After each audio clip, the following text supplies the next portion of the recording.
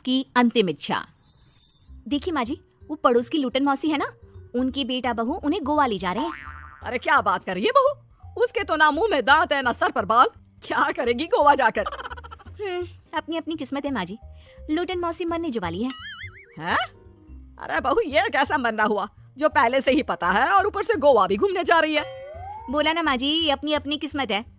बात हुई थी मेरी लूटन मौसी की बहू से, बोल रही थी कि चलो दवाई में जो पैसा लगेगा वो गोवा में लगा देते हैं।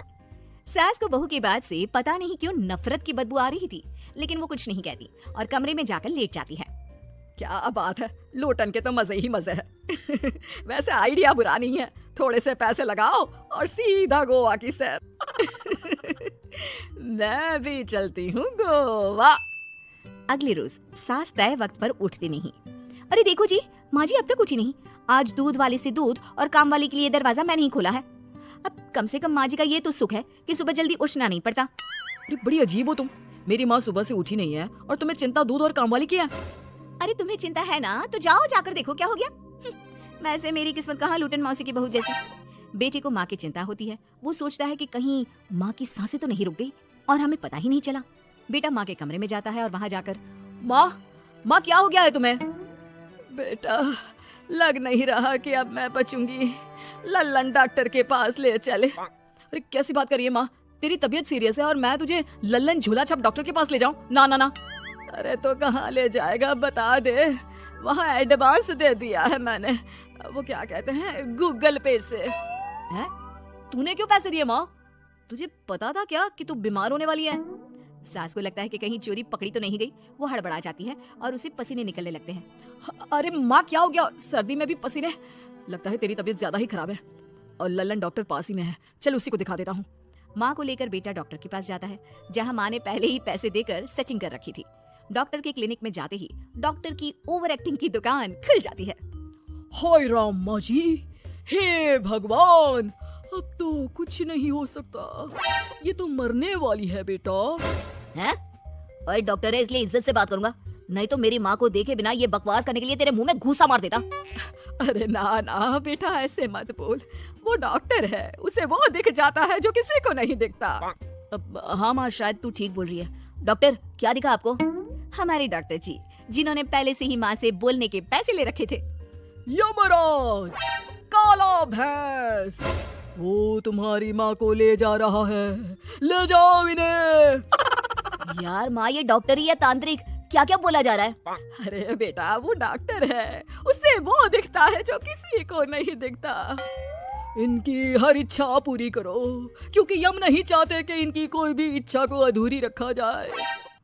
निराश मन से बेटा माँ को लेकर घर आता है। माँ आज से मैं ऑफिस नहीं जाऊंगा, चल तुझे वो झूले वाले पार्क में ले चलता हूँ जहाँ तू पिताजी के साथ जाया करती थी। ठीक है बेटा चल, लेकिन साथ में वो बीड़ी का बंडल रख लेना, तेरे पिताजी वहीं झाड़ी में पिलाते थे मुझे। हैं? माँ कैसी बात कर रही हो, वैसे भी जीवन के 4 दिन बचे हैं और तुम। अरे देख बेटा, ना पिलानी तो ना पिला, लेकिन सुना ना तूने डॉक्टर ने क्या कहा कि मेरी कोई इच्छा खाली नहीं रहनी चाहिए। अरे वैसे बेटा 4 दिन की जिंदगी है, न जाने कब मौत आ जाए। माँ के मुंह से मौत का नाम सुनकर बेटा गंभीर हो जाता है, उसकी आंखें लाल हो जाती है। वो माँ का हाथ पकड़ लेता है। माँ को भी लगता है कि उसकी मौज मस्ती कहीं बेटे को डिप्रेशन में ना डाल दे। देख लल्लन का फोन आया था, बोल रहा था कि हो सकता है मौत ना भी आए, पर इच्छा पूरी करके रख दे, जब जाऊंगी तब तृप्त होकर जाऊंगी, क्यों? तभी बहू की आवाज आती है, माँ जी आपकी फेवरेट गट्टे की सब्जी बनाई है। सास खाने के टेबल पर जैसे ही बैठने वाली होती है, बहू उनकी चेयर पीछे करती है और प्यार से बिठाती है। बहू शांत हो जाती है, वो माँ को बस देखती है और उनकी हर बात मानती है। रात को जब सास सोने जाती है तो, माँ जी मैं आपके पैर दबा देती हूँ, आज आप डॉक्टर के पास गई थी, थक गई होंगी ना। बहू का प्यार देखकर सास को हैरानी होती है। वो समझ नहीं पाती कि जो बहू उनके मरने को अपना भाग्य बताती थी, वो आज जब सास मरने वाली है तो दुखी क्यों हो रही है। क्या सोच रही है माँ जी, यही ना कि मैं ऐसा क्यों कर रही हूँ? माँ जी मैंने आपको हमेशा अपनी माँ माना है, माना आपसे नाराज होती थी, परेशान होती थी, आपकी बातें चुभती थी, लेकिन यकीन माने प्यार बहुत है आपसे मुझे। सास बहू को गले लगा लेती है। अरे तू क्यों मुंह में डाल रही है, आज नहीं तो कल मुझे मरना ही है ना। बहू रोने लगती है और वहां से चली जाती है। अब तो सास आए दिन कोई ना कोई डिमांड करती जिसे बच्चे पूरा करते। मुझे ना वृंदावन जाना है, कृष्ण की नगरी देखने। जी माँ जी, हम आपको लेकर चलेंगे। माँ मैं कल ऑफिस से छुट्टी ले लेता हूँ। बेटा अब आए दिन छुट्टी लेता और माँ को घुमाता फिराता। एक दिन बॉस कहते हैं, रमन क्या बात है, मैं देख रहा हूँ पिछले 1 महीने से तुम ना काम करते हो ना दाम, बस सारा दिन इमोशनल से बैठे रहते हो। ऐसे में तो कंपनी तुमको और नहीं रख पाएगी। मैं खुद ही नौकरी छोड़ने की सोच रहा था बॉस।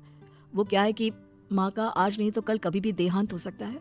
इतना कीमती समय मुझे तो पल पल उनके साथ रहना होगा। पता नहीं कब वो मुझे छोड़कर चली जाए। और बेटा नौकरी छोड़ देता है। माँ मैंने नौकरी छोड़ दी है, आज से मैं तेरे पास रहूंगा।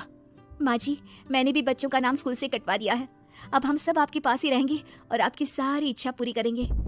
अब सास को लगता है ये तो कुछ ज्यादा ही हो गया। अरे बेटा नौकरी नहीं करेगा तो खाएगा क्या, बच्चे स्कूल नहीं जाएंगे तो साल बर्बाद हो जाएगा। वो समझ नहीं पाती कि क्या करे, कैसे ये ड्रामा खत्म करे। बेटा बहू, तुम लोगों से एक बात करनी थी।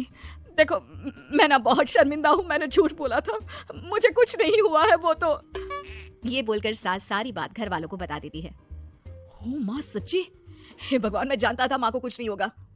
वाह माँ जी ये तो बहुत अच्छी खबर दी, मैं तो हलवा बनाने जा रही हूँ। तुम लोग मुझसे नाराज नहीं हो? नहीं माँ जी हम बहुत खुश हैं कि आपके मरने की खबर झूठी है। माँ शायद मैं तेरे ठीक होते ही तेरा इतना ख्याल रख लेता तो तुझे ये नाटक करने की जरूरत नहीं पड़ती। माँ जी आप हम लोगों को माफ कर दीजिए,